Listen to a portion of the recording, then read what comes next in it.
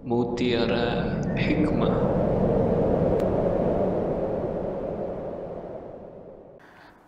Ahli bahasa diantaranya adalah disebutkan dalam kamus Tajul Arus, disebutkan di sana al-aqlu kembali ke makna al-man'u. Ini dari sisi bahasa Arab.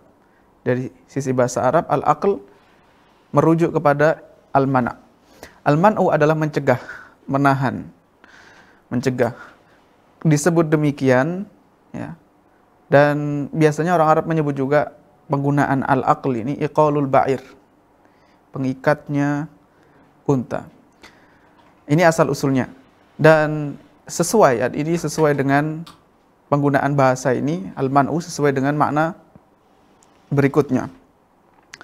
Karena jadi ada hubungannya, karena akal manusia ini mencegah seseorang dari hal-hal yang tidak pantas dilakukan. Li'annahu yamna'u sahibahu mimma la yaliq. Ini disebutkan di kitab Kamus Tajul Arus.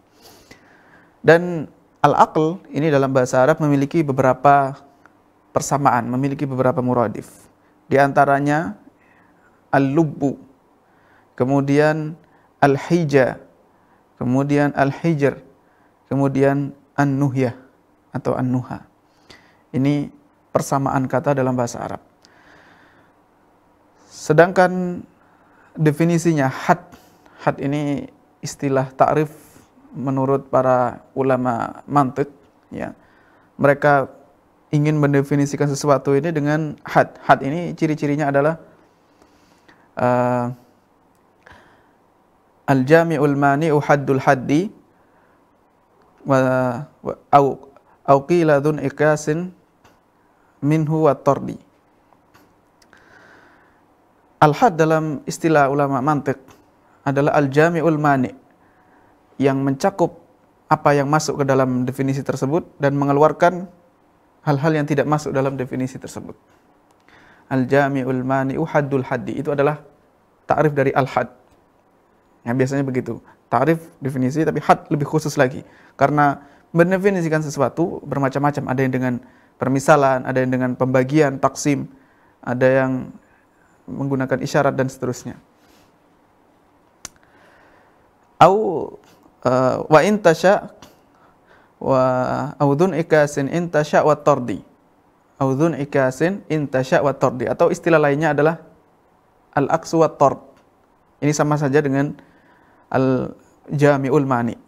Ya, bait ini disebutkan di kitab Al-Kaukabus Sati, manzumah Jam'ul Jawami oleh Al-Imam As-Suyuti rahimahullah ta'ala.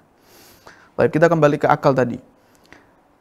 Jadi definisi akal ini saja masih diperselisihkan oleh para ulama. Diperselisihkan oleh para ulama.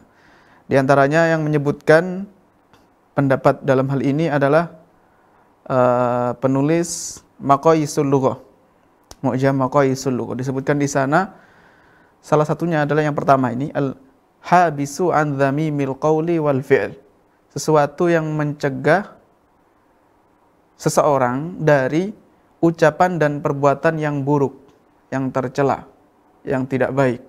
Sesuatu yang mencegah seseorang melakukan perbuatan atau mengucapkan suatu ucapan yang buruk. Ada yang mengatakan al-aqlu adalah naqidul jahl. Ini disebutkan oleh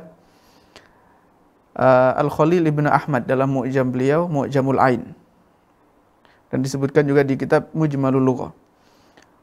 Akal adalah lawan dari ketidaktahuan.